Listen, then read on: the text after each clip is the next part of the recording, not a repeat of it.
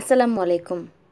আজকে আপনাদের পড়ে শোনাবো বিখ্যাত লেখক ডেল কার্নেগির বই বড় যদি হতে চান। আপনি মানুষ হয়ে কারো করুণার পাত্র কেন হবেন? আর যারা পৃথিবীতে সুপ্রতিষ্ঠিত স্বনামধন্য মহামানব, তারাও একদিন আমার আপনার মতোই ছিলেন। আপনি ইচ্ছে করলেই হতে পারেন জ্ঞানী, গুণী, ধনী, জনপ্রিয়, উজ্জ্বল নক্ষত্র, আলোচিত বিশ্ব ব্যক্তিত্ব। আপনি ইচ্ছা করলে মানুষের মন জয় করে হতে পারেন বিশ্ববরেণ্য, জননন্দিত, আলোকিত মানুষ। সবার মুখে মুখে থাকবে আপনার নাম। আপনার হতাশ হওয়ার কোনো কারণ নেই। বেকার জীবনে সুপ্ত প্রতিভা বিকাশে ফুলের মতো সুন্দর হবে জীবন। হৃদয় আকাশে ফুটবে চাঁদের হাসি। আনন্দময় জীবনের পথ দেখাবে বড় যদি হতে চান। প্রথম অধ্যায়, জনপ্রিয়তা, মিষ্টি ব্যবহার, বড় পুঁজি। চট করে রেগে ওঠা খুবই খারাপ। এতে আপনার ক্ষতি হবে। তিরিক্ষি মেজাজ কি প্রমাণ করে জানেন? প্রমাণ করে আপনি অসুস্থ। আপনি চটে উঠলে কি করেন? কাউকে ঝাঁজের সাথে করা কিছু কথা শুনিয়ে দেন। আপনি হয়তো বলবেন এর দ্বারা লাভবানই হন, কেননা কাউকে ধমক দিলে আপনার মনের ভারটা নেমে যায়, হালকা হয়ে যায় মনটা। কিন্তু কখনো ভেবে দেখেছেন কি, যাকে করা কথা বললেন তার অবস্থা কি হয়? আপনার মনের ভার তো লাঘব হলো, তার মনের ভারও কি লাঘব হলো? হলো না, তাই না? কি হলো তাহলে? তার মন আরও ভারী হয়ে উঠল। সে আপনার প্রতি অসন্তুষ্ট হলো, বিরক্ত হলো। আপনার সম্পর্কে তার মনে সৃষ্টি হলো বিরূপ ধারণা। এর ফল কি কখনো ভালো হবে বলে আপনি মনে করেন? হবে না। যদি মনে করেন তবে আমি বলবো আপনি বোকা। কাউকে বিরক্ত করে তুলে, অসন্তুষ্ট করে তুলে তার সাথে বন্ধুত্বপূর্ণ সম্পর্ক গড়ে তোলা যায় না। শত্রুতা হোক বা কিংবা বন্ধু হোক, আপনার নিজের স্বার্থ যদি দেখতে চান তবে তাকে নিজের মতে আনতে হবে আপনার। আপনি যে মত পোষণ করেন সেই মতের সাথে একমত করাতে হবে তাকে। তা কিভাবে সম্ভব? সম্ভব একমাত্র মিষ্টি ব্যবহারের দ্বারা। উড্রো উইলসন ঠিক এই প্রসঙ্গেই একবার বলেছিলেন, আমাকে যদি কেউ আক্রমণ করতে আসে আমি তাকে ছেড়ে কথা বলবো না। কিন্তু কেউ যদি তার কী সমস্যার প্রতিকার কী, কোন বিষয়ে আমাদের মধ্যে বিরোধ, এইসব বিষয়ে আলোচনা করতে আমার কাছে আসে, তাতে আমি সবসময় রাজি। এবং তখন দেখা যাবে আমাদের মধ্যে বিরোধের পরিমাণ নিতান্তই নামমাত্র। দেখা যাবে প্রায় সব ব্যাপারেই মতের মিল রয়েছে আমাদের মধ্যে। আর আমাদের মধ্যে যদি দেখা যায় একত্রিত হবার ইচ্ছে আছে, যার যার ভুল স্বীকার করার মানসিকতা আছে, তাহলে তো কথাই নেই। সেই মুহূর্তেই সব মিটিয়ে ফেলে আমরা পরস্পরকে খুশি করতে পারি। ধরুন এক লোক আপনাকে পছন্দ করছে না। আপনার সম্পর্কে তার মনে কোনো রকম ভালো ধারণা নেই। যুক্তি দিয়ে, সমালোচনা দিয়ে, গায়ের জোরে, ব্যঙ্গ করে পারবেন তার বদলাতে? পারবেন না। তাকে আপন করে নিতে হবে আপনার। তার সাথে আপনি এমন আচরণ করবেন যাতে সে মুগ্ধ হয়ে যায়। হ্যাঁ, আপনাকে মিষ্টি ব্যবহার করতেই হবে। লোকটির মত বদলানোর জন্য মিষ্টি ব্যবহার ছাড়া আপনার কাছে আর কোনো উপায় নেই। ছেলেমেয়েদের লাইনে আনার জন্য অনেক বাবা মা মারধর করে, ধমক দেয়। অনেক মালিক এবং স্বামী আছে যারা শ্রমিক এবং স্ত্রীদের শাসন করে। এমন স্ত্রীলোকদের সংখ্যা কম নয় যারা সারাদিন স্বামীর প্রতি অসন্তোষ প্রকাশ করে এবং হাঁসের মতো প্যাক প্যাক করে। এদের প্রত্যেকেরই জানা উচিত বিরোধিতার দ্বারা কারো ধারণা বদলানো সম্ভব নয়। কাউকে দিয়ে কাজ আদায় করাও সম্ভব নয়। জোর করে আর যাই হোক একমত করা যায় না, বশে আনা যায় না, আপন করা যায় না। কিন্তু মিষ্টি ব্যবহার দিয়ে তা পারা যায়। সুন্দর বন্ধুত্বপূর্ণ আচরণ করলে যে কেউ নিজের ধারণা বদলাতে বাধ্য। 100 বছরের বেশি হলো এই কথাই বলেছিলেন লিঙ্কন। তিনি বলেছিলেন, এক বালতি তেতো পদার্থে খুব অল্প সংখ্যক মাছি এসে বসবে, তার চেয়ে অনেক গুণ বেশি মাছি বসবে এক ফোঁটা মধুর উপর। কথাটা মানুষের আচরণের বেলাতেও খাটে।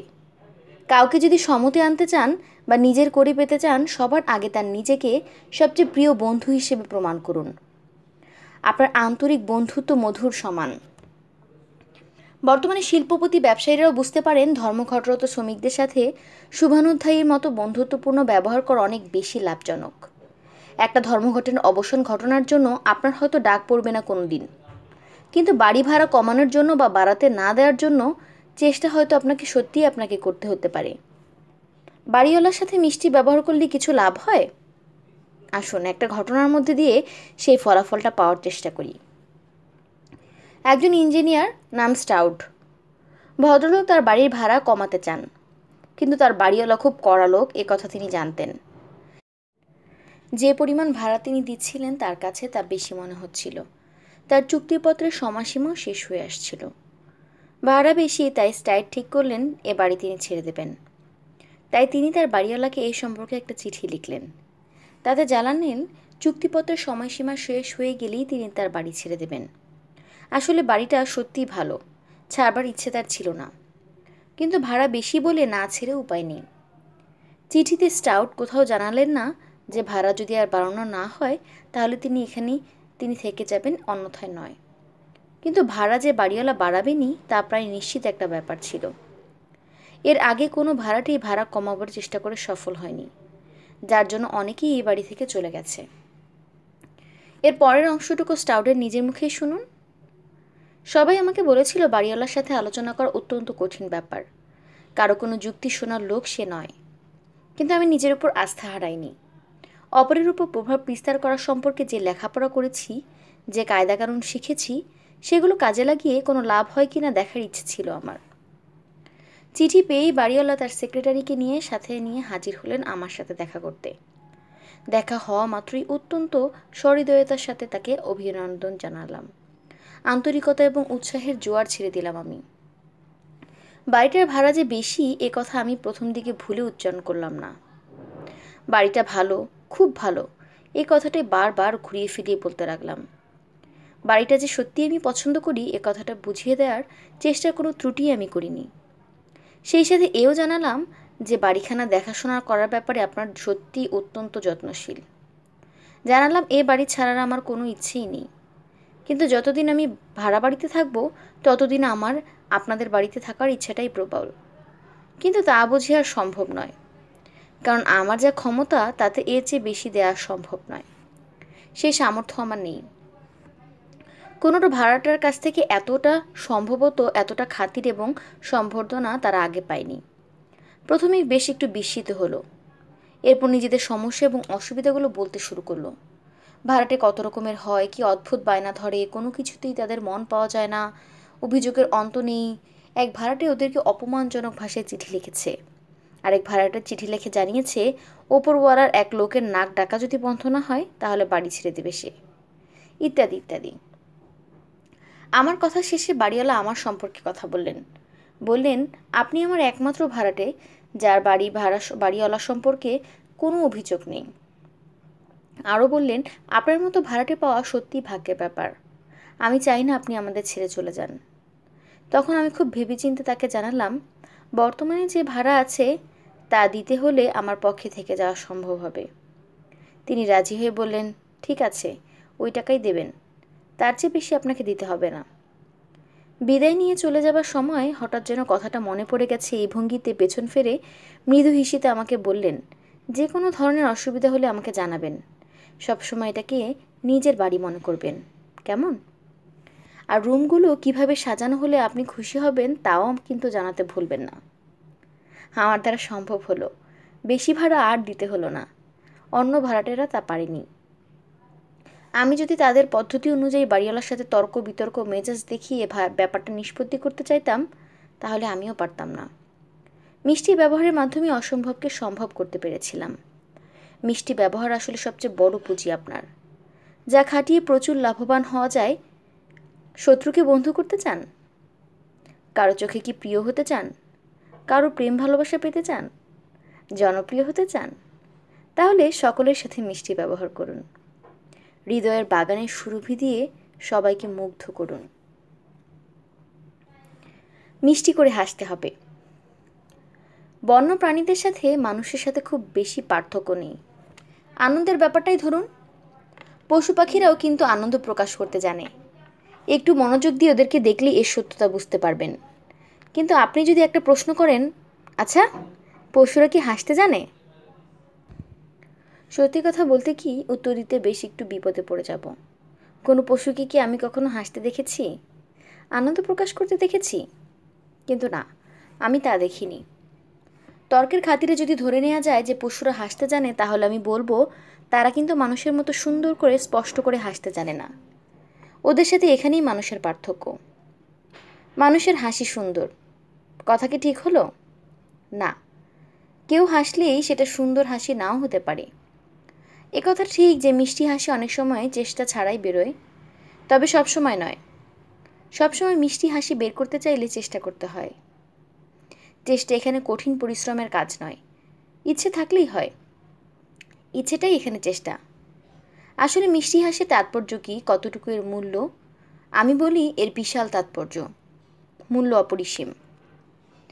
কিন্তু তা ব্যাখ্যা করার আগে আমাদের জানা দরকার হাসি কত রকমের হতে পারে, কোনটার কী অর্থ।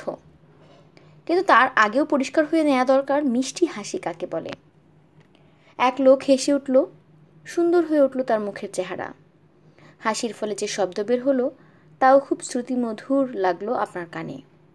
তাহলে এই ধরনের সব হাসিকেই কি মিষ্টি হাসি বলবো? না, দেখতে এবং সুন্দর, শুধুমাত্র সুন্দর হাসি কিন্তু প্রকৃত মিষ্টি হাসি নয়। মিষ্টি হাসি তাকেই বলবো যে হাসি দেখতে কিংবা শুনতে সুন্দর হোক বা নাই হোক, তার উদ্দেশ্যটা সুন্দর, গঠনমূলক, সকলের পক্ষে আনন্দদায়ক, অন্তত সেই রকমটি যাতে তার জন্য চেষ্টা আছে। হাসিটা যদি কারো মনে আনন্দ দেবার জন্য হয় কিংবা প্রেরণা বা প্রশংসা দেওয়ার জন্য হয়, তাহলে অবশ্যই তাকে মিষ্টি হাসি বলবো।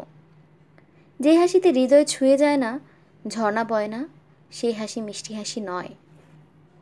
কেউ একটা ভুল করে বসলো তার কাজে, যার জন্য সে নিজেই লজ্জিত, কিন্তু আমরা তার ভুলটা ধরতে পেরে তার সামনে হো হো করে হেসে উঠলাম। এই হাসিকে কোনো ক্রমেই সুন্দর হাসি বলা যাবে না। যার উদ্দেশ্য হাসা হলো তার মনে বিরূপ প্রতিক্রিয়া সৃষ্টি হতে বাধ্য, কেননা আমরা সবাই তাকে ব্যঙ্গ করেছি, তার ভুলটাতে তার অযোগ্যতা বলে চিহ্নিত করেছি। সেরকম কেউ যদি বিপদে পড়েছে দেখে আমরা যদি হাসি, তবে সেটা হবে নির্মম, বিবেকহীন হাসি, মিষ্টি হাসি নয়। কেউ হয়তো সত্যি সত্যি প্রশংসা পাবার যোগ্য একটা কাজ করলো, আপনি কায়দা করে বাঁকা হাসলেন। সুন্দরী দেখালো বটে হাসিটা, কিন্তু যার উদ্দেশ্যে হাসলেন সে পরিষ্কার বুঝলো প্রশংসা নয়। আপনি তার প্রতি ব্যঙ্গ, বিদ্রূপ ইত্যাদি প্রকাশ করে হাসলেন, তাকে কেউ স্বীকৃতি দিলেন না। অসময়ে যখন হাসি পাবার কথা নয়, তখন হেসে অকারণে, অর্থাৎ হাসি পাবার কোনো কারণ না ঘটলেও হেসে মানুষকে অপমান বা ব্যঙ্গ করা যায়, সেগুলো কোনো সুন্দর হাসি নয়। প্রকৃত সুন্দর হাসির মূল্য চার্লস শোয়াব বলেছিলেন $10,00,000। কথাটা কি তিনি বাড়িয়ে বলেছিলেন? মোটেই না। শোয়াব সাফল্যের চূড়ায় উঠতে পেরেছিলেন। কিভাবে তা সম্ভব হয়েছিল? সুন্দর হাসির মাধ্যমে। তার সবচেয়ে বড় পুঁজি ছিল ওই হাসি, সুন্দর হাসি, হৃদয় ছোঁয়া মিষ্টি হাসি। একটা পার্টিতে গিয়েছিলাম নিউ ইয়র্কে। সেখানে আগত অতিথিদের মধ্যে উপস্থিত ছিলেন এক মহিলা। তিনি হঠাৎ ধনী এবং অল্প সময়ে প্রচুর ধন সম্পদের মালিক হয়েছিলেন বলে আমরা সবাই জানতাম। অতিথিদের দৃষ্টি আকর্ষণের জন্য সম্ভাব্য সব কিছুই তিনি করেছিলেন। পরনে ছিল তার অত্যন্ত দামি একটা কোণ, সব মুক্তা এবং মণিমুক্তায় ভরা, কিন্তু তার নিজের মুখটিতে প্রসাধন ব্যতীত আর কোনো কিছু আমদানি করার কথা ভাবেননি তিনি। ফলে প্রসাধন চর্চিত তার মুখের দিকে তাকালে তাকে বিরক্ত, রসকসহীন, ঈর্ষান্বিত এবং রাগান্বিত, স্বার্থপর বলে অনেক কিছুই মনে হয়। এছাড়া আর কিছুই মনে হবার কথা নয়। অথচ একটিমাত্র জিনিস দিয়ে তিনি মুখটা ভরিয়ে রাখতে পারতেন, তার প্রশংসা কেউ না করে পারত না। সকলের সুদৃষ্টি, অন্তরের ভালোবাসা অনায়াসে আদায় করতে পারতেন তিনি বিনা খরচে, ওই একটা মাত্র জিনিস দিয়ে। কিন্তু দুঃখের বিষয় তিনি জানতেন না যে পোশাকে নয়, মেয়েদেরকে অনেক বেশি প্রকাশ করে তার মুখ। সেই মুখে যদি মিষ্টি হাসি থাকে, তাহলে লোকের দৃষ্টি তার প্রতি আকৃষ্ট না হয়ে পারেই না। একটা হাসি কি প্রকাশ করে? প্রকাশ করে তোমাকে আমার অনেক পছন্দ, তোমাকে দেখে আমি খুবই আনন্দিত এবং মুগ্ধ। কুকুরদের এত খাতিরের মূলে এই জিনিসটা কাজ করে। হাসিটা আনন্দের, সন্তুষ্টির প্রকাশ ছাড়া আর কিছুই নয়। কুকুর আমাদের দেখে আনন্দ করে খুশিতে লেজ নাড়ে, তাই আমরাও দেখে আনন্দিত হই, তাকে আদর করি, ভালোবাসি। তাছাড়া ময়না, টিয়া, দোয়েল, কোকিয়া, পাপিয়া মানুষকে নিজের দিকে আকৃষ্ট করার জন্য কত রকম কথা বলে, কত রকম সুরে গায়। প্রশংসা পাবার জন্য তারা কত কিছু করে। কিন্তু নকল হাসি না হাসাই ভালো। নকল হাসি দেখলেই চেনা যায়, ধরা পড়ে যেতে হয়। কৃত্রিম হাসি চেনা তো যায়ই, তা আমাদের ভালো লাগে না। সুন্দর হাসির কথা বলছি, একটা সত্যিকারের হাসির কথা, যে হাসিতে মন উৎফুল্ল হয়, যে হাসিতে বেরিয়ে আসে হৃদয় থেকে, যে হাসির ভালো দাম আছে, প্রাণের ছোঁয়া আছে সবার কাছে, হৃদয় কেড়ে নেয়। এক ডিপার্টমেন্টাল স্টোরের মালিক একবার আমাকে বলেছিলেন যে স্কুল, কলেজ এবং বিশ্ববিদ্যালয়ের ধারে কাছে যায়নি এমন লোককেও তিনি চাকরি দিতে রাজি আছেন। তবে তার হাসিটি হতে হবে নির্ভেজাল সুন্দর মিষ্টি হাসি। দর্শনশাস্ত্রে মহাপণ্ডিত কিন্তু গোমরামুখ কোনো লোককে বিক্রেতা হিসেবে চাকরি দিতে তিনি রাজি নন। আমেরিকার বিরাট এক রাবার কোম্পানির চেয়ারম্যান বলেছিলেন, শুনুন, আমার অভিজ্ঞতা থেকে বলতে পারি, কোনো লোক যদি তার কাজে আনন্দ না পায় তাহলে সেই কাজে সাফল্য লাভ করার কোনো সম্ভাবনা নেই। আমি বিশ্বাস করি না যে কঠোর পরিশ্রম করলেই উন্নতি করা যায়। সাফল্য লাভ করেছে এমন অনেক লোককে আমি জানি যারা তাদের কাছে প্রচুর আনন্দ পেতেন। আনন্দ পায়নি অথচ কাজে হাত দিয়েছে এমন লোক অনেক দেখেছি। তারা শেষ পর্যন্ত উৎসাহ হারিয়ে ফেলেছিল, কাজটা শেষ করতে পারেনি, তাদের জীবনে সাফল্য আসেনি। আপনি চান আমরা সবাই আপনাকে দেখে আনন্দিত হই। তা যদি চান, বেশ তো, আপনিও অন্যদের দেখে আনন্দ প্রকাশ করুন। তা করলে অন্যরাও আপনাকে দেখে আনন্দ প্রকাশ করবে। ব্যবসায়ীদেরকে একটা কথা প্রায়ই বলে থাকি, কথাটা এত মূল্যবান যে এর চেয়ে মূল্যবান ব্যবসায় আর কিছু আছে বলে আমি জানি না। কথাটা হলো, যত বেশি সম্ভব লোকদের দিকে তাকিয়ে হাসুন, বিনম্র ব্যবহার করুন, জাদুমন্ত্রের মতো সুফল পাবেন। সুন্দর মিষ্টি হাসিতে আপনার ব্যবসার উন্নতি ঘটবেই। কেউ কেউ বলে থাকেন, কী করব ভাই, হাসি যে আমার আসে না। সত্যি কি আমাকে হাসতে ইচ্ছে করে না? হাসতে যদি ইচ্ছে না করে তাহলে দুটো কাজ তাকে করতে বলবো। এক, জোর করেই হাসতে চেষ্টা করা উচিত তার উচিত সে যখন একা থাকে তখন গান শুনুক, না হয় গুনগুন করে গান গেয়ে উঠুক, হাসি মুখ করে আয়নার সামনে দাঁড়াক। দুই, চেহারার মধ্যে এমন একটা ভাব ফুটিয়ে চলাফেরা করুক যেন সে সবসময় একজন সুখী লোক। চেষ্টা করলে সত্যি সে সুখী হয়ে উঠতে পারবে। হার্ভার্ডের ভূতপূর্ব অধ্যাপক উইলিয়াম জেমস এ প্রসঙ্গে কী বলেছেন দেখা যাক। তিনি বলেছেন, মানুষ যাই করুক না কেন, প্রতিক্রিয়া ঘটে তার মনের ভেতর। মন সেই কাজ কিংবা বিষয়কে সমর্থন দেয়, সহযোগিতা করে। প্রকৃতপক্ষে কাজ এবং তার প্রতিক্রিয়া বা অনুভূতি অঙ্গাঙ্গিভাবে জড়িত। সেজন্যই কাজকে নিয়ন্ত্রণ করা সম্ভব নয়। কেননা চাইলেই কাজকে বাদ দেয়া যায় কিংবা কাজের প্রকৃতি বেছে নেওয়া যায়। অর্থাৎ প্রয়োজন মতো কাজের সাহায্যে প্রতিক্রিয়া সৃষ্টি করা সম্ভব। আপনি অসুখী, সুখী হতে চান? বেশ তো, সুখী হবার সহজ একটা উপায় বলে দিচ্ছি আপনাকে। বিনা খরচে কোনো রকম পরিশ্রম ছাড়াই অসুখী থেকে সুখী হয়ে উঠবেন, বিশ্বাস করুন। সামান্য একটা অভিনয় করতে হবে আপনাকে। হ্যাঁ, নিজের স্বার্থেই আপনি সুখী এ কথাটা আপনি ভুলে যান। মনে প্রাণে চেষ্টা করুন ভুলে থাকতে। নিজেকে সুখী ভাবুন, ভাবুন যে আপনার কোনো দুঃখ নেই। সুখী ভূমিকায় অভিনয় করুন, সুখী হওয়ার ভান করুন, দেখবেন আপনি সুখী হতে পেরেছেন। সুখ জিনিসটা আসলে কিনতে পাওয়া যায় না। টাকা পয়সা, গাড়ি বাড়িতে এগুলোতে সুখ থাকে না। সুখ হলো মনের ব্যাপার।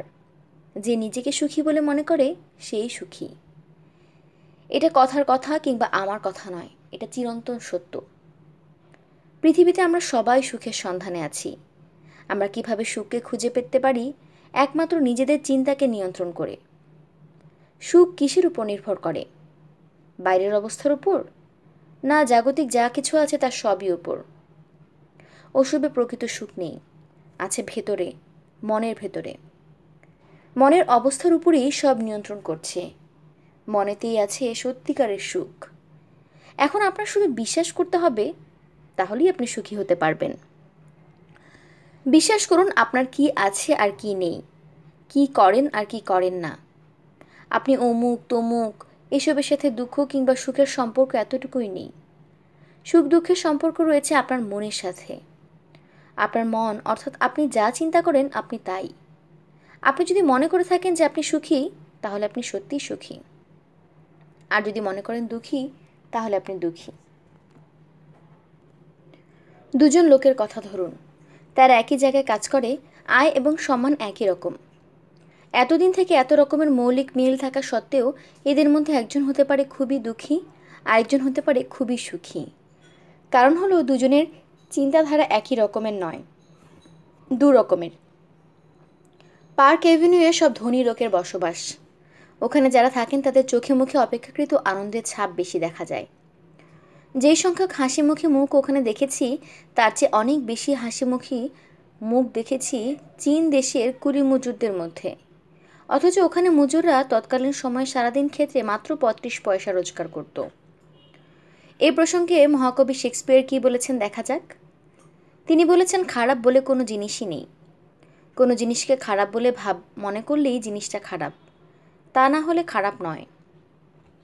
একটা জিনিস ভালো কি খারাপ তা নির্ভর করে কে কোন দৃষ্টিতে তা দেখছে তার উপর।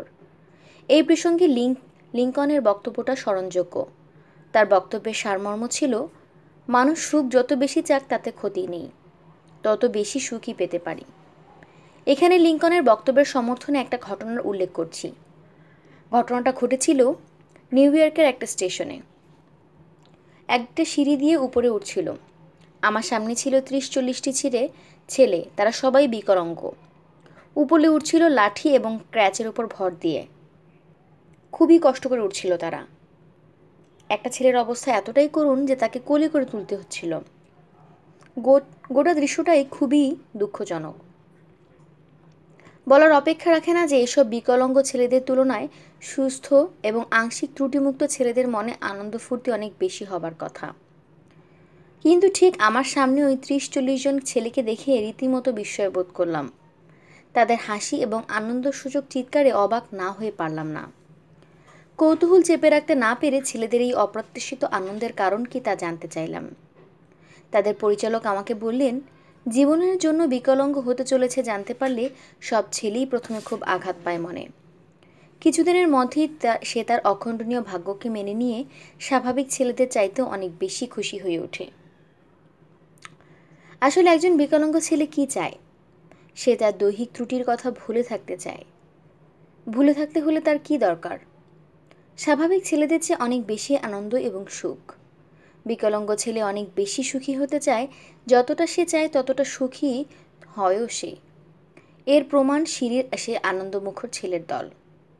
ওদেরকে এমন আনন্দ প্রকাশ করতে দেখেছিলাম যে একদল স্বাভাবিক ছেলেকে তেমনভাবে আনন্দ প্রকাশ করতে কখনো দেখিনি। বিকলাঙ্গ ছেলেগুলোর প্রতি কৃতজ্ঞতায় ভরে উঠেছিল আমার মন। তারা আমাকে যে জ্ঞান দান করেছিল তা কখনো ভোলার মতো না। সফল একজন বীমাকারী কি বলেছিলেন জানেন? বলেছিল, একটা বাড়িতে একটা জিনিসের কদর সব জায়গায় পাওয়া যায়, সে হলো হাসি মুখ। কারো অফিসে কিংবা বাড়িতে ঢোকার আগে একটু থেমে নানা ধরনের ভালো কথা ভেবে নেই, তারপর হাসি মুখে ভেতরে ঢুকি। হাসিটা অনেক সময় বেশিক্ষণ স্থায়ী হয় না, ধীরে ধীরে মিলিয়ে যায়, কিন্তু তাতেও কাজ কম হয় না। আমার সাফল্যের অন্যতম কারণ আমি মনে করি আমার এই হাসিটা। একটা উপদেশ শুনবেন? আমার নয়, উপদেশটা অ্যালবার্ট হার্ভার্ডের। উপদেশটি শুনিয়ে এর সাথে শুধু একমত পোষণ করলেই চলবে না, কাজেও একে প্রয়োগ করতে হবে, তবেই উপকৃত হবেন এর দ্বারা, না হলে নয়। হার্ভার্ডের উপদেশ হলো, বুক ফুলিয়ে মাথা উঁচু করে চলাফেরা করুন, প্রচুর হাওয়া ভরে নিন ফুসফুসে, সূর্যের আলো মাখুন গায়ে, কাউকে অভ্যর্থনা এবং সম্বর্ধনা জানানোর আগে মিষ্টি মুখ করে হাসুন। কদমর্দনের জন্য কারো হাত যখন ধরবেন সে যেন আপনার অন্তরের ছোঁয়া অনুভব করে। কখনো যদি ভুল বোঝাবুঝির সম্ভাবনা থাকে, সেই কথা ভেবে ভয় পাবেন না বা অস্থিরতা অনুভব করবেন না। এভাবে সময় নষ্ট করাটা বোকামি। মনটাকে দৃঢ় করুন, চেষ্টা করুন সহজ হবে। স্বাভাবিক হতে চেষ্টা করুন, সবাইকে বুঝিয়ে দিন আপনি নিতান্ত সহজ সরল খোনা মনের মানুষ। আপনি যা চান, যেমনটি করতে চান তা নির্দিষ্ট করে নিন। লক্ষ্য স্থির করে কোথাও কেউ পৌঁছাতে পারে না, তাই উচ্ছল ঝর্ণার মতো জ্যোৎস্নার চাঁদের মতো মিষ্টি করে হাসুন। আপনার হাসিতে সবার হৃদয় যেন আলোকিত হয়ে ওঠে। জীবনে আপনি ভালো ভালো অনেকগুলো কাজ করবেন, তার একটা তালিকা থাকা দরকার আপনার মনে। সময় পেলেই সেই ভালো ভালো কাজগুলোর কথা স্মরণ করুন। দেখবেন একটা করে দিন কাটছে আর সেই সাথে আপনার লক্ষ্যের দিকে একটু একটু করে এগোচ্ছেন। প্রতি ঘন্টায় আপনি যা ভাবনা চিন্তা করছেন তার উপর নির্ভর করছে আপনার ভবিষ্যতের চেহারাটি। মনে মনে কল্পনা করুন নিজেকে সমর্থ, হৃদয়বান, গুরুত্বপূর্ণ ব্যক্তি হিসেবে। কল্পনা করাটা অতীব তাৎপর্যপূর্ণ। আপনি যা কল্পনা করবেন তাই ঘটবে। যাই কল্পনা করুন, আনন্দের সাথে কল্পনা করুন। মুখটাকে গোমড়া রাখবেন না, হাসুন, প্রচুর হাসুন। একা একা হাসুন, বন্ধুদের সামনে হাসুন, সুযোগ পেলেই সুন্দর করে হাসুন। হাসি জিনিসটা আপনার মনের ঔষধ। মন থেকে সব জঞ্জাল পরিষ্কার করে দেয় এই ওষুধটা। হাসি আরেকটা গুণ হলো লোকের চোখে আপনি সুখী হিসেবে প্রতিষ্ঠিত হন। প্রাচীন চীনারা খুব জ্ঞানী ছিলেন। পৃথিবীতে মানুষকে কিভাবে চলাফেরা করতে হবে সে সম্পর্কে তাদের অগাধ জ্ঞান ছিল। চীন দেশে একটি প্রবাদ আজও প্রচলিত আছে। আমাদের সকলের সেটা মনে রাখা দরকার। যে লোক হাসতে জানে না তার দোকান খোলা উচিত হবে না। কিভাবে পাবেন বন্ধুত্বের ভালোবাসা? আসলে বন্ধুত্ব এবং ভালোবাসা কিভাবে পাওয়া যায় তা অনেকেই জানে না। আচ্ছা, আপনি কি জানেন পৃথিবীতে সবচেয়ে বেশি সংখ্যক বন্ধু কার? কে সবচেয়ে বেশি ভালোবাসা পায় মানুষের কাছ থেকে? আসুন, বন্ধুত্ব এবং ভালোবাসা পাবার জন্য যে যে উপায়গুলো ব্যবহার করে সেগুলো বিবেচনা করে দেখি আমরা।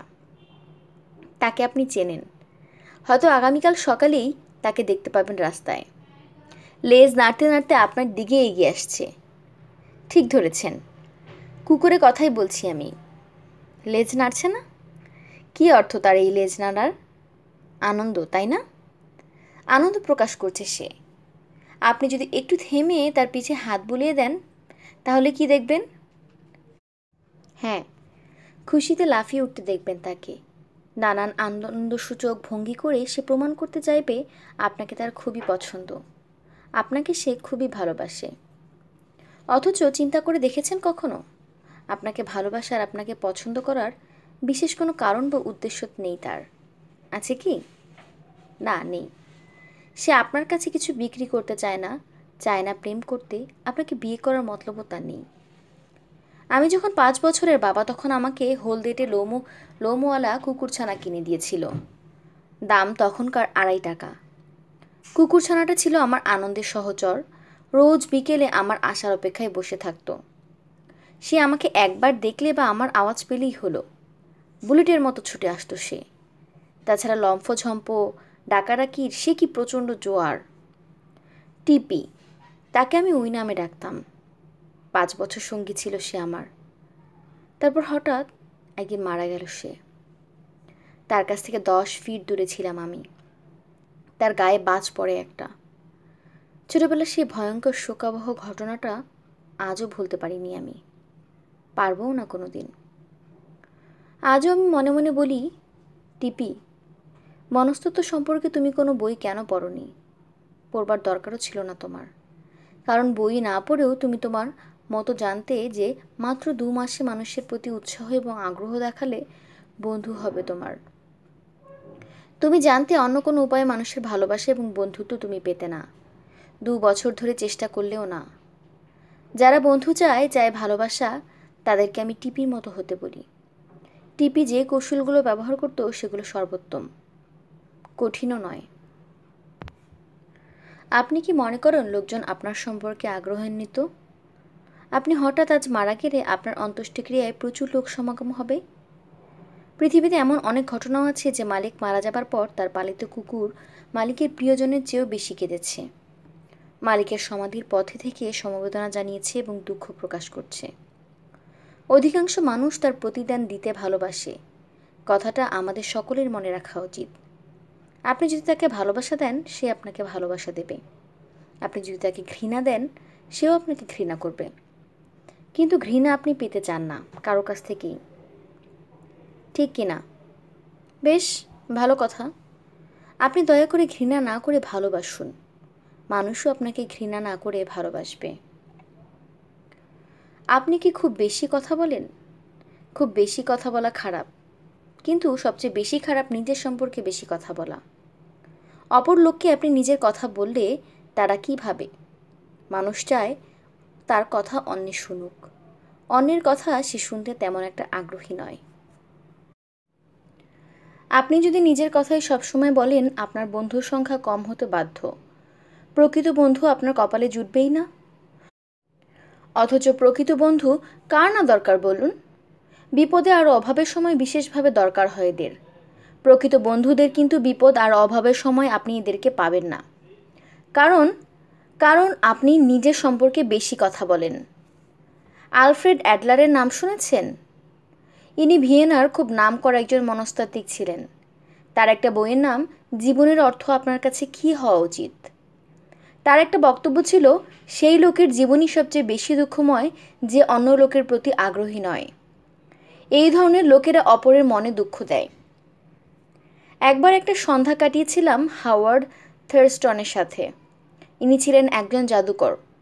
40 বছর একটানা পৃথিবীর মানুষকে জাদু দেখিয়েছেন। তার জাদু 6 কোটিরও বেশি লোক টিকিট কিনে দেখেছে। সেই সময় জাদু দেখিয়ে তিনি রোজগার করেছেন প্রায় কয়েক কোটি টাকা। সাফল্যের রহস্য কি, এই প্রশ্নটা আমি করেছিলাম তাকে। তিনি উত্তরে কি বলেছিলেন তা নিজের মুখেই শুনুন। স্কুলে লেখাপড়া আমাকে মোটেও সাহায্য করেনি। স্কুলে যাবার সুযোগই ছিল না আমার। আমি খুব ছোটবেলায় বাড়ি ছেড়ে পালিয়ে যাই। এই সময়টা বড় দুর্দশায় কেটেছে আমার। দরজায় ভিক্ষে করে ক্ষুধের জ্বালা মেটাতে হয়েছে আমাকে। সাফল্য লাভ করেছি, সে কি জাদুবিদ্যা সম্পর্কে খুব বেশি জ্ঞান ছিল বলে? না, তা নয়। জাদুবিদ্যা সম্পর্কে তো বাজারে অনেক বই কিনতে পাওয়া যায়। সেগুলো পড়ে যে কেউ আমার মতো জাদু শিখতে পারে। এমনিতেও আমার মতো জাদু জানেন এমন লোকের সংখ্যাও কম নয়। তারা সাফল্য অর্জন করেননি, আমি করেছি। এর কারণ কি? দুটো কারণ আছে। অর্থাৎ আমি বলতে চাইছি, আমার মধ্যে দুটো জিনিস আছে যা অন্য কারোর মধ্যে দেখি না। এক, আমি আমার ব্যক্তিত্বকে যথাসাধ্য প্রকাশ করার চেষ্টা করি। জাদু প্রদর্শন হিসেবে সুন্দরতম পদ্ধতিতে কিভাবে করা যায় সেই ব্যাপারে বিস্তর চিন্তা ভাবনা করতাম। মঞ্চে কি করব না করব, কিভাবে ভুরু নাচাবো, কিভাবে হাত নাড়ব, কিভাবে কথা বলবো, গলার আওয়াজ কেমন হবে, এসব অভ্যেস করে নিতাম আগেই। কোন কাজটি কতক্ষণ সময় নেবে, হাত নাড়াটি পর্যন্ত ঘড়ি দেখে আগে কে জেনে নিতাম। আমার মধ্যে আরও একটা জিনিস আছে যা অন্য জাদুকরের মধ্যে দেখি না। তারা জাদু প্রদর্শন করতে গিয়ে ধরে নেয় তাদের সামনে এক দল বোকা লোক বসে আছে। গবেটদের ঠিকই তারা ঠকাতে পারবে। কিন্তু আমার চিন্তাধারা সেরকম ছিল না। আমি দর্শকদেরকে বোকা মনে করিনি কখনো। তারা আমার জাদু দেখতে আসায় তাদের প্রতি আমি কৃতজ্ঞ হতাম। এরাই আমার রোজগারের উৎস। এরা টাকা দেয় বলেই আমি জাদুবিদ্যা প্রদর্শন করতে পারি। আমার প্রতিজ্ঞা ছিল, যাদের দ্বারা টাকা পাচ্ছি তাদেরকে আমার সাধ্য অনুযায়ী সবচেয়ে ভালোভাবে জাদু দেখাবো। আমার একটা সুন্দর অভ্যেস ছিল। প্রেক্ষাগৃহে ঢুকবার মুখে বারবার বিড়বিড় করে বলতাম, একটা কথা, দর্শকদের আমি ভালোবাসি, দর্শকদের আমি ভালোবাসি। কেউ যদি কথাটা শুনে হাসে, তাতে আমার লজ্জা পাওয়ার কোনো কারণ নেই। কথাটা উচ্চারণ করে সত্যি উপকৃত হতাম আমি। সত্যি সত্যি দর্শকদের ভালোবাসতে শুরু করে নিলাম।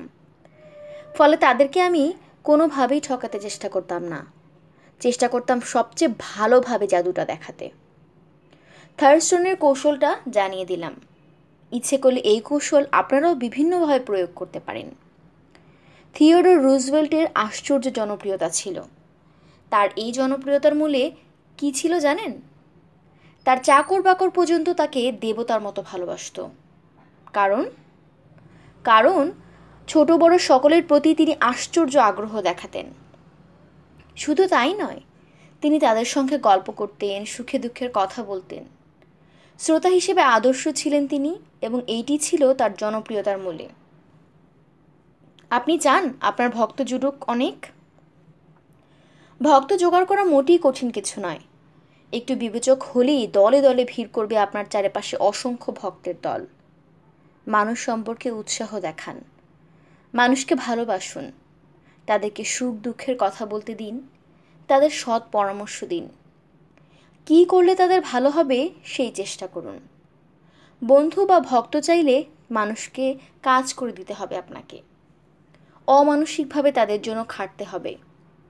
তবে নিঃস্বার্থ মানবতাবাদী মুক্ত মনের সৎ ব্যক্তিত্ব হতে হবে আপনাকে। তাদের প্রতি আগ্রহ দেখাতে হবে, চিন্তা করতে হবে, ভাবতে হবে কোন পথে এগোলে মানুষ উপকৃত হবে। বহুদিন থেকে আমি আমার পরিচিতদের জন্মদিনের তারিখ সংগ্রহ করে আসছি। নানা কৌশল খাটিয়ে তাদের কাছ থেকে আমি তাদের জন্ম তারিখটা জেনে নিই। কেউ আমার উদ্দেশ্য না বুঝে আমাকে তারিখটা জানিয়ে দেয়। তারপর আমি কি করি? তাদের প্রত্যেকের জন্মদিন আমি লিখে রাখি ভালো করে। প্রত্যেকের জন্মদিনে আমি তাদেরকে চিঠি বা টেলিগ্রাম পাঠাই। ভালো ফল হয়। তারা আমাকে প্রকৃত বন্ধু বলে গ্রহণ করে। অনেক ক্ষেত্রেই দেখা যায় আমি ছাড়া তাদের জন্মদিনে আর কেউ শুভেচ্ছা এবং অভিনন্দন জানিয়ে কিছুই পাঠায়নি। বন্ধুত্ব অর্জনের আগে প্রথম কাজ হলো অভিবাদন। যার বন্ধুত্ব চাই তার প্রতি অভিবাদনটি হওয়া চাই সজীব, অন্তরের উচ্ছ্বাস মেশানো। কেউ টেলিফোন করলে এমনভাবে হ্যালো বলা উচিত যাতে অপর প্রান্তের ব্যক্তিটি মনে করেন আপনি তার ডাক শুনে ভীষণভাবে আনন্দ বোধ করছেন। মানুষকে বুঝতে দিন যে আপনি সহজ সরল ভালো মানুষ। আপনার দ্বারা কারো কোনো ক্ষতি হবার এতটুকু আশঙ্কা নেই। বরং সে আপনার সাথে মিশলে তার উপকার ছাড়া অপকার হবে না। নিজের ঘরেও যেন তাই। সবাই যেন আপনার দ্বারা উপকৃত হতে পারে, উপকার নানাভাবে করা যায়। ভালো পরামর্শ দিন, এতে এক পয়সার খরচ নেই। মানুষের বিপদে আপদে তার পাশে দাঁড়ান, সান্ত্বনা দিন তাকে। তার মনের দুঃখ প্রকাশ করার সুযোগ করে দিন, যত ইচ্ছা কথা বলতে দিন তাকে। আপনার সহানুভূতি পেলে হাজার হাজার মানুষ আপনার প্রতি অসীম কৃতজ্ঞতা বোধ করবে। এই তথ্যটা কি আপনার জানা আছে? মানুষ ভালোবাসার কাঙাল। মানুষকে ভালোবাসুন, তার হৃদয়ের ক্ষুধা মেটাবার জন্য বিনম্র মিষ্টি ব্যবহার সাধনের সাধ্য মতো চেষ্টা করুন। সে আপনাকে ভালো না বেসে পারবেই না। মানুষের প্রতি আন্তরিক আগ্রহী হয়ে উঠুন, আর শত দুঃখ কষ্টের মাঝেও এমন করে হাসুন যে হাসিতে হৃদয়াকাশে ফুটে ওঠে চাঁদের আলো। মুগ্ধ হয় মানুষ আপনাকে দেখে। মানুষকে তার নিজের বিষয়ে উৎসাহী করে তুলুন। নিজের ব্যাপারে আপনাদের উৎসাহের কোনো অভাব নেই। এই বিশেষ ধরনের উৎসাহটা আপনাদের মধ্যে থাকবেও যতদিন বেঁচে আছেন। কিন্তু আপনার ব্যাপারে আর কারো তেমন কোনো আগ্রহ নেই, অর্থাৎ আর সবাইও আপনার মতোই। প্রত্যেকেই যার যার নিজের প্রতি উৎসাহী। আমরা চাই তাতেই আমাদের উৎসাহ। সুতরাং অন্য কাউকে নিজের প্রতি আগ্রহ করে তুলতে চাইলে তার নিজস্ব ব্যাপারগুলো সম্পর্কে কথাবার্তা বলাই সুফলদায়ক হবে। সে তার সমস্যাগুলো নিয়ে কিভাবে সমাধান করবে, আলোচনা এর মধ্যেই সীমা থাকা উচিত। আলোচিত হবে তার কথা, নিজের কথা আপনি উত্থাপনই করবেন না। ধরুন আপনি চান আপনার স্কুলগামী ছেলেটি যেন সিগারেট খাওয়া বন্ধ করে। কিভাবে কি করলে ছেলের সিগারেট খাওয়া বন্ধ করতে পারবেন আপনি? বক্তৃতা দিয়ে বোঝানোর চেষ্টা করবেন যে এই বয়সে সিগারেট খাওয়া খারাপ? নাকি ভয় দেখিয়ে বলবেন, আবার যদি তোকে সিগারেট খেতে দেখি মেরে পিঠের ছাল তুলে ফেলবো? এসবে কাজ হবে না। ছেলেকে আপনি জানিয়ে দিন আপনি তার কাছ থেকে কি চান।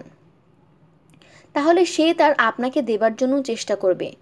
অর্থাৎ আপনি যদি চান সে সিগারেট খাওয়া ছেড়ে দিক, তাহলে আরও বরং বেশি করে খাবে, ছাড়বে তো নাই। ইনফ্লুয়েন্সিং হিউম্যান বিহেভিয়ারের নামে একটা বই লিখেছেন এক অধ্যাপক। তাতে তিনি বলেছেন প্রত্যেকের মধ্যে নিজস্ব ইচ্ছা আছে। মানুষের কাছে নিজের ইচ্ছাটাই বড়, সেটারই সবচেয়ে বেশি দাম দেয় সে।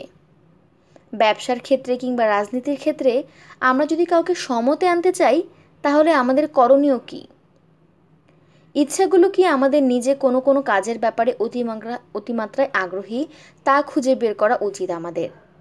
সেই ইচ্ছা এবং কাজগুলো সম্পর্কে তাদেরকে প্রেরণা দেওয়া উচিত প্রচুর পরিমাণে উৎসাহ। আর তা করতে পারলে গোটা পৃথিবী মিতালি পাতাবে।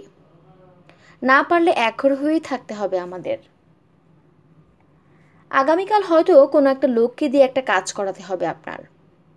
তার সাথে কথা বলা দরকার কাজটা সম্পর্কে। লোকটা আপনার কাজ করবে কি না, করলেও ভালোভাবে করবে কি না, নিজের মতো করবে কি না, তা আপনি জানেন না। সেজন্য হয়তো ভালোভাবে ঘুমই হলো না আপনার, দুশ্চিন্তায় ভুগছেন। কিন্তু দুশ্চিন্তায় কেন ভুগবেন আপনি? নিজের উপর আস্থা নেই যে এটা তার প্রমাণ বহন করছে? নিজের উপর আস্থাহীনতার কারণ কি? কারণ মানুষকে, তার মনকে সহজেই গলিয়ে ফেলতে পারেন না আপনি। তাকে আপনার প্রতি আগ্রহী করে তুলতে পারেন না। তা যদি পারতেন, এই দুশ্চিন্তা আসতো না আপনার মধ্যে। দুশ্চিন্তায় যে সময়টা নষ্ট করেন, সেই সময়টা যদি ব্যয় করতেন এই কাজে, যে দেখা গেল লোকটিকে কিভাবে অভিবাদন করবেন, মুখে হাসি কী পরিমাণ ধরে রাখবেন, কী রকম শব্দযোগে তার সাথে আলাপ করবেন, কোন প্রসঙ্গটা প্রথমে কথা তুলবেন, ইত্যাদি ইত্যাদি চিন্তাভাবনার পেছনে, তাহলে দেখা যাবে লোকটির কাছ থেকে শুধু কাজটি আদায়ই নয়, নিখুঁতভাবে নিশ্চিতভাবে আদায় করা সম্ভব। কিন্তু মূল মন্ত্রটি কী? এত চিন্তা করে তার সাথে দেখা করার, কথা বলার কায়দা বের করলেন কোন উদ্দেশ্যে? উদ্দেশ্য হবে আপনার একটাই, কাজটির প্রতি তাকে আগ্রহী এবং উৎসাহী করে তোলা। কেউ যদি কোনো কাজে উৎসাহ বোধ করে, তাহলে কাজটি সে শেষ করবেই। এ একরকম নিঃসন্দেহ ব্যাপার। সব মৌসুমেই নিউ ইয়র্কের এক হোটেলের নাচঘর ভাড়া নিতাম আমি 20 দিনের জন্য। একবার এক মৌসুম শুরু হওয়ার ঠিক আগেই আমাকে বলা হলো, এবার আগের চেয়ে 3 গুণ বেশি ভাড়া দিতে হবে। ওদিকে এই খবর যখন আমার কাছে এলো, আর অনুষ্ঠান বাতিল করা বা অন্যত্র করা সেখানে আর সম্ভব নয়। কারণ অনুষ্ঠানের দিন, তারিখ, স্থান সব বিজ্ঞাপন দিয়ে ছাড়া হয়ে গেছে। সবচেয়ে বড় কথা, টিকিটও বিলি করা হয়ে গিয়েছিল সব। ওই অস্বাভাবিক বাড়তি ভাড়া দেওয়ার কথা ভাবতেই পারছিলাম না আমি। চাইছিলাম প্রতিবার যে ভাড়াটা আমি দিয়ে আসছি, এবারও সেই ভাড়াটা দিব। কিন্তু আমি কি চাই না চাই তা শুনবে কেন হোটেল কর্তৃপক্ষ? তাদের আগ্রহ ছিল টাকার। টাকা পাবার কোনো পথ দেখতে পারলে তাদের সন্তুষ্ট করা সম্ভব। ভাবনা চিন্তা করে আমি দিন দুয়েক পরে ম্যানেজারের সাথে দেখা করতে গেলাম। ম্যানেজারের সাথে দেখা করে কি বললাম তাকে? ঝগড়া করে শুরু করে দিলাম কি? অভিযোগের বান ছাড়তে শুরু করলাম? না, তেমন কিছুই না।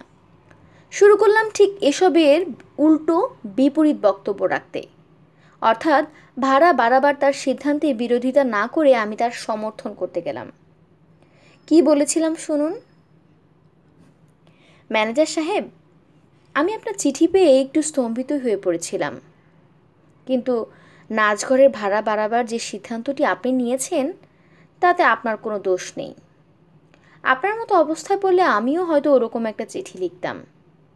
ভাড়া বাবদ কত বেশি লাভ করা সম্ভব, তা তো একজন ম্যানেজার হিসেবে আপনাকে অবশ্যই দেখতে হবে। প্রচুর লাভের ব্যবস্থা আপনি যদি করতে না পারেন, তাহলে আপনাকে অবস্থান ঠিক থাকবে না। এখন ম্যানেজার সাহেব, ভাড়া বাড়াবার ফলে দেখা যাক এর দ্বারা আপনার লাভ, লোকসান এবং সুবিধা কি হচ্ছে না হচ্ছে। একটা লেটার প্যাড ছিঁড়ে নিয়ে তার ওপর থেকে নিচ পর্যন্ত মাঝখান বরাবর একটা লম্বা রেখে টানলাম। সুবিধা শব্দটি লিখলাম একদিকে, অসুবিধা লিখলাম আরেকদিকে। সুবিধা শব্দটির নিচে কয়েকটা কথা লিখলাম, হুবহু এই রকম: নাচঘরের অন্যবিধ চাহিদা কমে যাওয়ার ফলে সেটি ফাঁকা পাওয়া যাবে এবং তাতে আপনাদের বেশ সুবিধা হবে। কারণ নাচঘরটাকে শুধুমাত্র নাচের জন্য ব্যবহার করলে অনেক বেশি টাকা রোজগার হয় আপনাদের।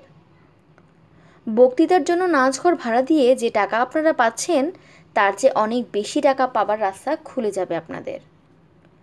প্রতি মৌসুমে বেশি দিন আমরা যদি আপনাদের নাচঘর দখল করে রাখি, তাতে প্রচুর লোকসান আপনাদের, আয় কমে যেতে বাধ্য। এবার আসুন অসুবিধার খতিয়ে বিবেচনা করে চেষ্টা করা যাক। অসুবিধা শব্দটার নিচেও ঠিক এই রকম কিছু কথা আমি লিখলাম। সেগুলো কীরকম? আমার কাছ থেকে অতিরিক্ত ভাড়া চাচ্ছেন কেন? আয় বাড়াবার জন্য? কিন্তু বেশি ভাড়া দিতে পারছি না, সুতরাং দেখা যাচ্ছে আয় বাড়াতে গিয়ে আপনি নিজেই আয় কমিয়ে ফেলছেন। বেশি ভাড়া দিতে পারবো না, এই বলে আপনি আপনার নাচঘরের বদলে অন্য হোটেলের নাচঘর ভাড়া নিতে হবে। এর ফলে, অর্থাৎ আপনার নাচঘর আমি ত্যাগ করলে আপনার অন্য ধরনের আরও একটা অসুবিধাও হবে। সেটা কি আমি বলছি। আপনি তো জানেন আমার বক্তৃতা শোনার জন্য অসংখ্য সংস্কৃতিবান এবং শিক্ষিত মানুষ দলে দলে এই হোটেলে আসেন। তাদের এই আগমন আসলে আপনার পক্ষে একটা বিজ্ঞাপন হিসেবে ভূমিকা পালন করে। এতে আপনার হোটেলের সুনাম প্রচুর পরিমাণে বাড়ে। সত্যি কথাটা হলো এই যে 25,000 টাকার বিজ্ঞাপন দিলেও এত লোক আপনার হোটেলে দেখতে আসবেন না। জ্ঞানী গুণী সম্মানিত ব্যক্তিত্ব এসব মানুষ আপনার হোটেলে আসেন। এটা কি আপনার ব্যবসার জন্য লাভজনক একটা দিক নয়? লেখা শেষ করে কাগজটি আমি ম্যানেজারের দিকে বাড়িয়ে দিলাম। বললাম, পড়ে দেখুন, তারপর চিন্তা ভাবনা করুন। আপনার সিদ্ধান্ত কি হবে আমাকে পরে জানালেও চলবে। পরদিনই একটা চিঠি পেয়ে গেলাম ম্যানেজারের কাছ থেকে।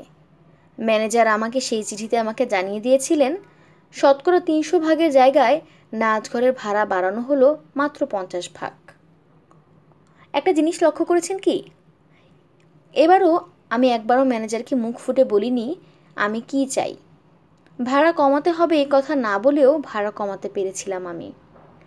ম্যানেজার নিজের জন্য কি চান শুধু সেই সম্পর্কেই বলেছি। সুফল তাতেই হয়েছে। এই নিয়ম, লোকে কি চায় সেই বিষয়ে ভাবুন, কথা বলুন, তাহলেই নিজের কাজটি আদায় করা সম্ভব হবে। নিজের অনুকূলে দাবি জানালে উল্টো ফল হওয়াটাই স্বাভাবিক। এক্ষেত্রে আর সব লোক যা করে আমিও তাই করতাম। যদি ম্যানেজারের সাথে দেখা করি রাগে চেঁচামেচি শুরু করে দিতাম, কেন আপনি একবারে 3 গুণ ভাড়া বাড়িয়েছেন, কোন আক্কেলে, ঘাপলাবাজির আর জায়গা পান না? চারিদিকে আমি টিকিট ছড়িয়ে দিয়েছি, সব টিকিট বিক্রি হয়ে গেছে, এখন ভাড়া বাড়াবার কারণ কি? সময় থাকতে বলতে কি হয়েছিল? যা ইচ্ছে করুন গে, আমি আর 1 পয়সা দিব না। আমি যদি এসব কথা বলতাম তাহলে কি সমস্যাটা মিটতো? হতো না। তার সাথে তুমুল বাকবিতণ্ডাই সার হতো কেবল। যুক্তি দিয়ে বোঝালেও কোনো রকম কাজ হতো না। আমার চোটপাট দেখে অন্যায় স্বীকার না করার জন্য একটা জেদ চাপত তার ঘাড়ে। ভাড়া কমাতে কখনোই সে রাজি হতো না। সুন্দর একটা উপদেশ দিয়েছেন হেনরি ফোর্ড। মানুষের সম্পর্কে তিনি বলেছেন, অন্য লোকের আর নিজের এই 2 দৃষ্টিভঙ্গিতার দ্বারা একটা ঘটনাকে 2 রকমভাবে দেখতে পাওয়ার ক্ষমতাই হলো সাফল্যের গোপন উদ্দেশ্য। যখনই কেউ একটা বিষয়ে সমাধান করতে চায়, তার উচিত প্রতিপক্ষের দৃষ্টিতে বিষয়টাকে গুরুত্বের সাথে বিবেচনা করা। প্রতিপক্ষ কী চায় সেই সম্পর্কে নিজেকে সহনশীল এবং সচেতন করাই বুদ্ধিমানের কাজ। উপদেশটি অত্যন্ত মূল্যবান, কিন্তু কত সহজ, তাই না? দুঃখের বিষয় 99% জন মানুষই অধিকাংশ সময় কথাটা ভুলে থাকে। পৃথিবীর সর্বত্র হাজার হাজার মানুষ জিনিসের বিভিন্ন রকমের বিক্রেতা রয়েছে। তাদের দিকে তাকান, দেখবেন তারা সবাই ক্লান্ত হয়ে পড়ে গেছে, দমে গেছে। আশা নামক জিনিসটা পালিয়ে গেছে তাদের কাছ থেকে। সর্বত্র সর্বক্ষেত্রে তাদেরকে খুব কষ্টে জীবনযাপন করতে হচ্ছে। কিন্তু তাদের এই ব্যর্থতার জন্য দায়ী কোন জিনিসটা? কেন তারা ক্রেতাদের কাছে প্রচুর মালপত্র বিক্রি করতে পারে না?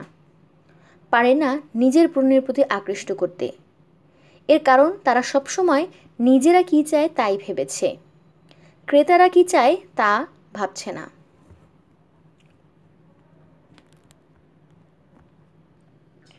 বিক্রেতাদের বোঝা উচিত মানুষ কিছুই কিনতে চায় না। মানুষ চায় যার যার নিজের সমস্যার সমাধান করতে। শুধু এই একটি ব্যাপারেই আগ্রহ আছে তাদের। তাদের যদি কিছু কেনার দরকার থাকতো সরাসরি দোকানে ঢুকেই কিনে ফেলতো, কিন্তু দরকার নেই তাদের, তাই তারা কেনে না। এরকম যখন অবস্থা তখন করণীয়টা কি? হাত পা গুটিয়ে বসে থাকবে বিক্রেতা? না, হাত পা গুটিয়ে বসে থাকলে কোনো লাভ হবে না। কি করতে হবে? একটাই কাজ, সেটা হলো লোককে বোঝাতে হবে অমুক জিনিসটা কিনলে তাদের অমুক সমস্যার সমাধান হবে। তা যদি কেউ বোঝাতে পারে তাহলেই সে হবে লাভবান। লোককে জিনিসটা বিক্রি করতে হবে না, তারা নিজেরাই জিনিসটা কিনে নিয়ে যাবে নিজেদের সমস্যার সমাধান করার জন্য। ক্রেতা কখনো ভাবতে পছন্দ করে না যে বিক্রেতা তাকে কোনো একটা জিনিস কিনতে প্ররোচিত করছে বা বাধ্য করছে। সে নিজে থেকে যখন কিনতে চায় নিজের প্রয়োজন মেটাবার জন্য। একজন বিক্রেতার উচিত সরাসরি বিক্রি করার চেষ্টা নয়, ক্রেতার সমস্যার সমাধান করে দেবার চেষ্টা। দিনভর বিক্রি করার চেষ্টা করছেন অথচ ক্রেতার দৃষ্টিভঙ্গি, মন মানসিকতা এগুলো বুঝতে পারছেন না, এমন বিক্রেতার সংখ্যাই বেশি। এই প্রসঙ্গে একটা ঘটনার কথা মনে পড়ে যাচ্ছে। বৃহত্তর নিউইয়র্কের ফরেস্ট হিলসে আমি থাকি। বেশ একটু বসত বাড়ি আছে এদিকটায়। একদিনের ঘটনা, ব্যস্তভাবে ট্রেন ধরতে ছুটছি। এমনি সময় বাড়ির এক দালালের সঙ্গে হঠাৎ দেখা। লোকটি বাড়ি বেচাকেনার লাইনে অনেক দিনের পুরনো। ফরেস্ট হিল পাড়াটা নখদর্পণে। উত্তর পাবো আশা করে তাকে প্রশ্নটা করলাম, বলতে পারেন আমার বাড়িটা কি দিয়ে তৈরি? তিনি বললেন, সঠিক জানি না। জানি না বলার পর যা বললেন তাতে আমার উত্তর পেলাম না আমি। ওইসব আমার জানা ছিল আগে থেকেই। তিনি আমাকে পরামর্শ দিয়ে বললেন আমি যেন আমার প্রশ্নের উত্তর জেনে নেই ফরেস্ট হিলস গার্ডেন অ্যাসোসিয়েশনের কাছ থেকে। পরদিন আমি তার কাছ থেকে একটা চিঠি পেলাম। চিঠি খোলার আগে আমি ভেবেছিলাম গতকাল তাকে যে প্রশ্ন করেছিলাম তিনি কি আমার সেই উত্তরটা দিয়েছেন চিঠিতে। ইচ্ছে করলে 1 মিনিট খরচ করে আমার প্রশ্নের উত্তরটা তিনি পেতে পারতেন, পেয়ে আমাকে জানাতে পারতেন। একটা টেলিফোন করলেই সব তার জানা সম্ভব ছিল তার পক্ষে। কিন্তু 1 মিনিট তিনি ব্যয় করেনি আমার জন্য। আমি কি চাই সে ব্যাপারে তার কোনো আগ্রহই ছিল না, এটা পরিষ্কার বোঝা গিয়েছিল। তদুপরি তিনি চিঠিতে বোকার মতো আমাকে উপদেশ দিয়ে লিখেছেন যে টেলিফোন করলেই আমি আমার প্রশ্নের উত্তরটা অমুক জায়গা থেকে সংগ্রহ করে নিতে পারি। তারপর সেই চিঠিতে তিনি আমাকে অনুরোধ করেছেন আমি যেন বীমা সংক্রান্ত যাবতীয় কাজকর্ম তার মাধ্যমেই করাই। কি প্রমাণ হলো? লোকটা আমাকে নয়, নিজেকে সাহায্য করার জন্য ব্যস্ত ছিলেন। তিনি নিজে যা চান শুধুমাত্র সেই ব্যাপারেই তার যত আগ্রহ, আর কে কী চায় সেই বিষয়ে তার কোনো একটু আগ্রহ নেই। এই ধরনের লোকেরা বোকা, এরা সাফল্য লাভ করতেও পারে না কখনো। অনেক ডাক্তার ইঞ্জিনিয়ারও একই ভুল করে থাকেন। কয়েক বছর আগে একটা ঘটনা ঘটেছিল, বলছি শুনুন। যার কাছে গিয়েছিলাম তিনি ছিলেন নাক কান এবং গলার একজন বিশেষজ্ঞ ডাক্তার। তাকে আমি আমার টনসিলের কথা বললাম, কিন্তু তিনি আমার টনসিল সম্পর্কে কোনো রকম প্রশ্নই করলেন না। জানতে চাইলেন আমি কি করি, আমার টনসিলটা কত বড়, কীরকম কষ্ট দিচ্ছে, এই সম্পর্কে কোনো আগ্রহই দেখলাম না তার মধ্যে। আমি কি করি এই প্রশ্নের মাধ্যমে তিনি আমাকে প্রথমেই জেনে নিতে চেষ্টা করলেন তাকে কত টাকা দেওয়ার ক্ষমতা আমার রয়েছে। তার এই বোকামির ফলে তাকে ঠকতে হলো, কিছুই জুটল না কপালে। আমি তার অফিস থেকে সোজা বেরিয়ে আসলাম। কেন? ডাক্তার নিচের কথা ভাবছিলেন বলে? আমি তার কাছে গিয়েছিলাম তিনি কি চান তা জানবার জন্য নয়, আমি কি চাই তা তিনি শুনবেন এবং সেই মতো ব্যবস্থা নিয়ে একটা উদ্দেশ্য নেবেন, এই জন্য আমি তার কাছে গিয়েছিলাম। লোভী এবং স্বার্থপর লোকেরা পৃথিবীতে তাদের কোনো অভাব নেই। সেজন্যই কেউ যদি নিঃস্বার্থভাবে মানুষের সেবা করতে চায় তার খ্যাতি রাতারাতি আকাশচুম্বী হয়ে উঠতে পারে। এই ক্ষেত্রে প্রতিযোগিতা নেই বললেই চলে। একজন পণ্ডিত কি বলেছে শুনুন, নিজেকে যে অন্যের মতো করে ভাবতে পারে, বুঝতে পারে অন্যের বিপদ আর সমস্যা এবং মানুষের দুঃখে যে দুঃখী হয়, নিজেকে বিলিয়ে দিয়ে যে মানবতার মাঝে ভবিষ্যতে তাকে কখনো ঠকতে হয় না, কোথাও কখনো না।